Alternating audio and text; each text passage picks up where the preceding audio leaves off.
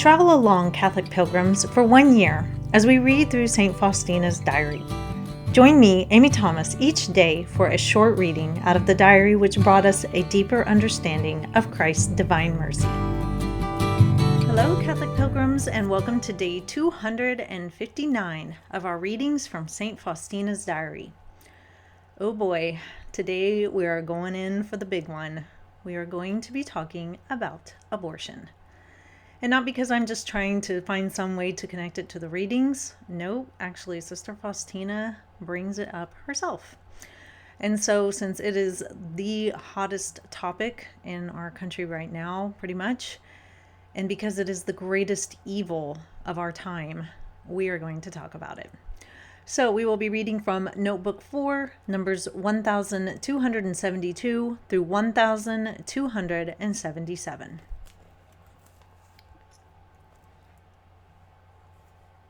September 14th, 1937.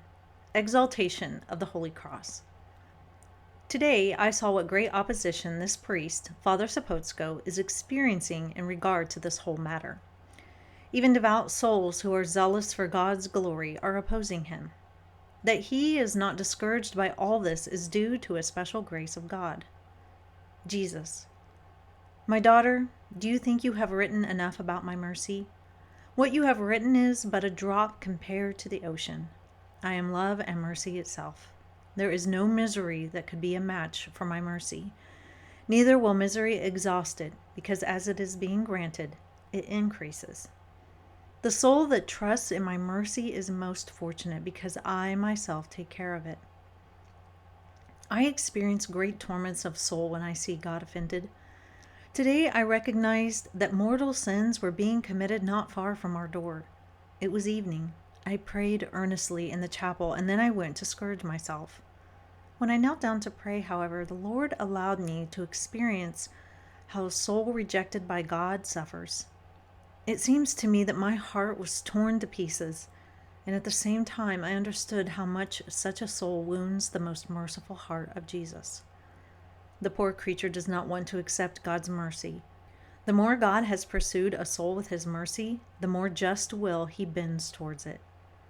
My secretary, write that I am more generous toward sinners than toward the just. It was for their sake that I came down from heaven. It was for their sake that my blood was spilled. Let them not fear to approach me. They are most in need of my mercy. September 16th, 1937. I wanted very much to make a holy hour before the Blessed Sacrament today, but God's will was otherwise. At 8 o'clock, I was seized with such violent pains that I had to go to bed at once. I was convulsed with pain for 3 hours, that is, until 11 o'clock at night. No medicine had any effect on me, and whatever I swallowed, I threw up. At times, the pains caused me to lose consciousness. Jesus had me realize that in this way I took part in his agony in the garden, and that he himself allowed these sufferings in order to offer reparation to God for the souls murdered in the wombs of wicked mothers. I have gone through these sufferings 3 times now. They always start at 8 o'clock in the evening and last until 11. No medicine can lessen these sufferings.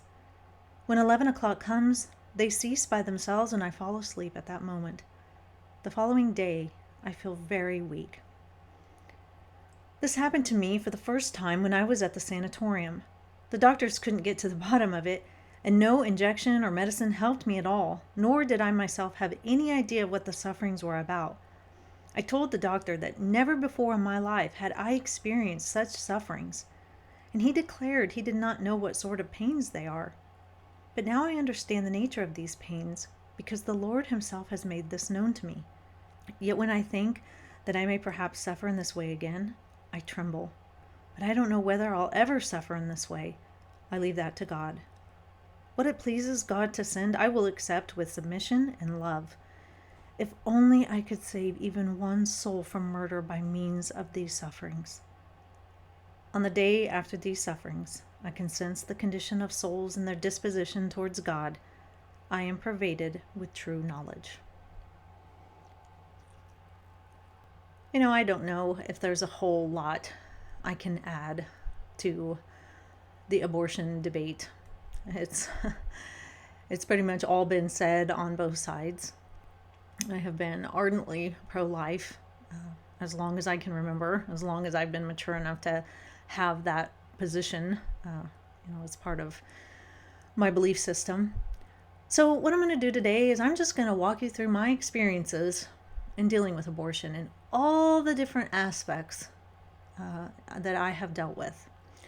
So the first one I'm going to start with is my oldest daughter. When I was in college, my senior year, as many of you know, I was not living out my Christian faith at all, and her father, my eventual husband, was a cradle Catholic, but he wasn't living out his faith either. And our senior year of college, we decided to move in together without being married. My parents were not happy. His mom was not happy, but what could they do? We were adults. And we thought it was wonderful. We thought it was perfect and everything. Well, lo and behold, I got pregnant. And I was so scared to death. I was so scared because it seemed to me that the world was crashing down. And I remember I was in the bathroom and I was taking the pregnancy test, and when I saw the 2 lines, I just started bawling my eyes out. And I walked out to my then boyfriend, and he knew obviously that I was pregnant, and he smiled. And I was like, well, why are you smiling? And he's like, I can't be sad over a baby. And, I look back on that moment now, all those years ago, and his response was so beautiful. My response was one of fear, naturally, and just one of selfishness also. I was worried because, I was in my senior year. I wanted to finish college. I wanted to have a career. I wanted to do all those things before kids came along. And we weren't married. And we were very poor. My parents did not help me through college. I was totally dependent on my own, work and loans and scholarships. And so I didn't know how we were going to afford a baby. So I went to the campus medical clinic to get an official pregnancy test.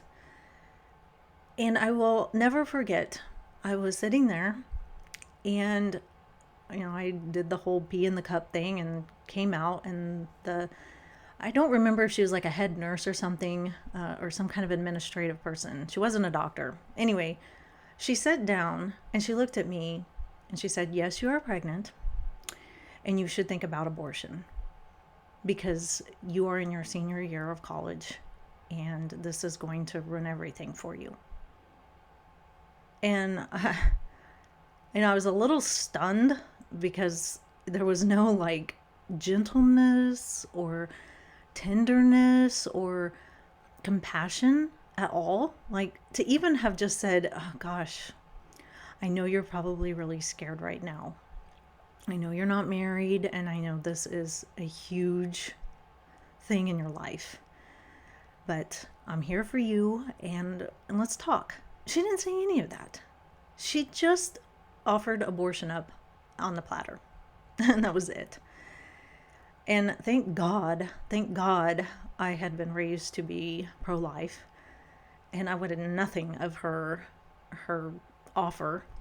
And I was like, no, thank you. I'm going to have this baby. And it doesn't mean that the fear went away or anything like that, but I was just stunned. And now, that girl that I decided to carry to term and have, amidst a lot of difficulties and struggles, and I did have to sacrifice a lot. She's now 20 years old, and she's at that very university studying international affairs and minoring in Spanish on the very campus where a woman once told me to get rid of her. The irony. Sometimes I wish I remember who that woman was, and I wish I could just walk into her office and say, I know you don't remember me, but 20 years ago, you told me to get rid of this girl. Thank God I never listened to you. And yes, her father and I, we did struggle. We were very poor. My husband went for he had 5 years because he was in the engineering program. So after our senior year, he had one more year left. And after I graduated, to make ends meet, I worked nights as a waitress, really put my degree to use. But it was important for me to stay home with our daughter during the day, and we couldn't afford daycare anyway.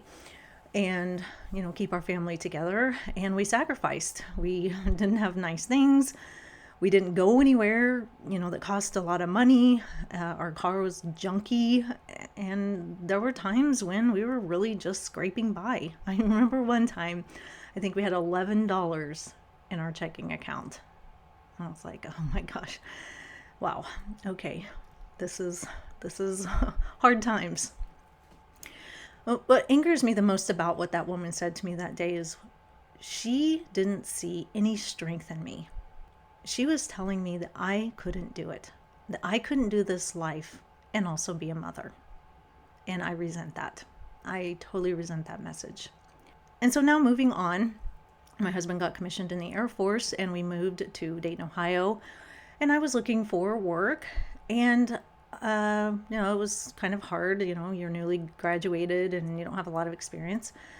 And so I had heard about Planned Parenthood. I didn't really know a whole lot about them. I knew that abortions happened there. However, I was under the assumption that they also had a pro-life side there because it was all about choice, right? And so I saw that they had a opening at Planned Parenthood, and I was like, I want to go there and I want to be the voice for women who want to hear that they can do it, because I was told that I couldn't, and it was just immediately offering abortion instead of any other choice. And so I want to be that voice for young women. I want to be the one that tells them, you can have your baby, you can do this. Some way God will find a way to bless you, by when you choose life. So I went to the interview, and there was 3 women there, and they sat at a table and I sat at another table across the room, and we chit-chatted and had a good conversation and talked about, my college and my degree and everything like that. Towards the end of the conversation, they asked me, why I wanted to work there. And I said, well, I really think it's important to, have the voice of the pro-life side here, so that women can actually choose. I know that abortions are done here, but I want to be the side that says, you can have this baby. I want them to be able to hear that voice too. And so I would like to do that. And all 3 of them, maybe it was just the time and the mood or whatever, but it was like a darkness came over their faces. And the middle lady said, I don't think this is the place for you. And I said, well, I guess not then. And I got up and walked out. So I learned that day that Planned Parenthood is not about choice whatsoever. And then I started studying and reading into them because I was a little embarrassed that I ever went and interviewed there. And thank God I never did, because they do not have a pro-life side voice or anything at Planned Parenthood. There is no choice really offered. If you go in and you want an abortion, they're going to totally be on board with that. And if you back out and say you don't want it, that comes only from you. They're not encouraging adoption or to, bring the baby to term and care for yourself. And I'm not alone in that. It's not an isolated experience. You can talk to lots of women who have actually worked at Planned Parenthood, and that is how it goes. Then I started working at the Salvation Army Domestic Violence and Rape Crisis Program as a counselor for sexual violence victims. I was also an advocate and the program director. And so I worked with the hospitals, police stations, courts, everything that has to do with, a sexual assault. And so I did get a few victims of sexual assault that had gotten pregnant from their experience, their awful experience. And it was so interesting. During that time, I had 3 of them. 3 victims that had, been sexually assaulted and gotten pregnant. One of them kept the child One of them gave it up for adoption, and the other one had an abortion. I mean, that sounds like I'm making it up, but I really am not. I promise you that's how it went. The one that cared for the child, she did struggle. It was difficult for her, but she had never gotten any help for her sexual abuse.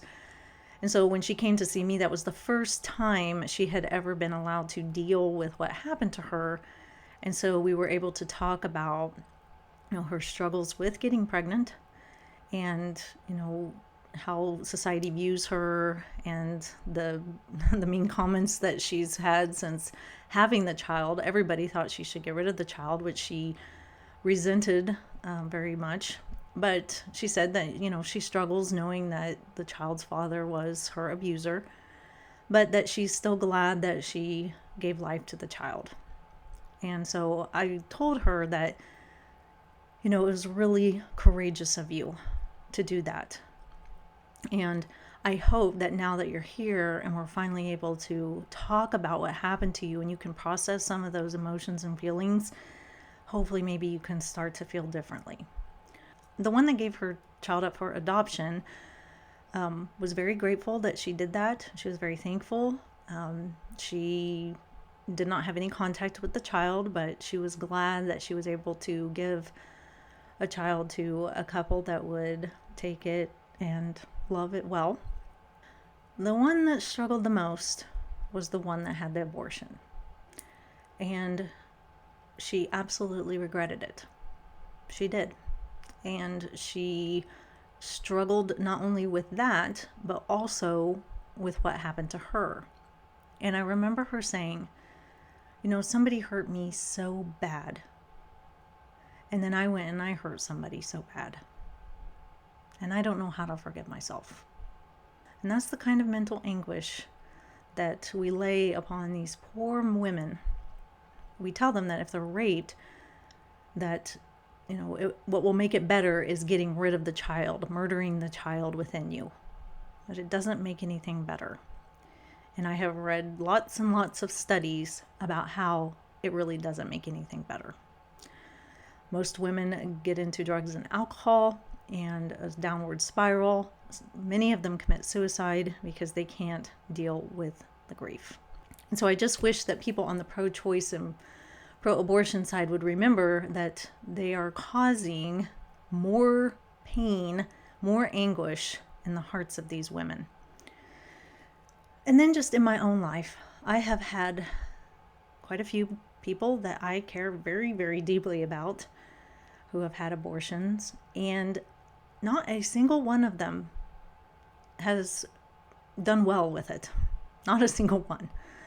Some of them still grieve heavily to this day, years and years and years later, over the loss of the child. Some of them can't forgive themselves. Some of them just are ardently pro-life, and they just can't imagine that this is something that people are so passionate about. The murder of children in the womb, it's just a hard thing to deal with. And so we see here today that Sister Faustina is suffering greatly for souls that are murdered in the wombs of their mothers. And then she says wicked mothers. And so she's obviously talking about abortion. We use the euphemism abortion because we don't want to say murdered in the womb. And she says at the very bottom, if only I could save even one soul from murder by means of these sufferings. There is absolutely no way you can be Catholic and pro-choice / pro-abortion. No way. For one, it goes against the 5th commandment, thou shalt not murder. And there's just no way around that. The baby in the mother's womb is alive. It has its own DNA. It has its own soul. And it is a unique individual. And when an abortion takes place, that life is snuffed out. It's not just a clump of cells. It's a very organized, living being that just takes time to grow into its full form.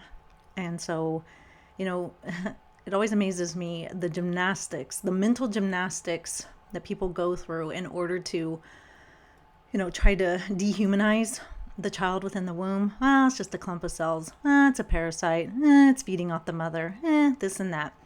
I have had some of the most vile comments on my Facebook page and Instagram page from pro-abortion people. You just can't imagine the wickedness that these people say. I have to delete their comments because they're so vile. They're so evil. Normally, if you disagree with me, I'll leave your comment up as long as you're,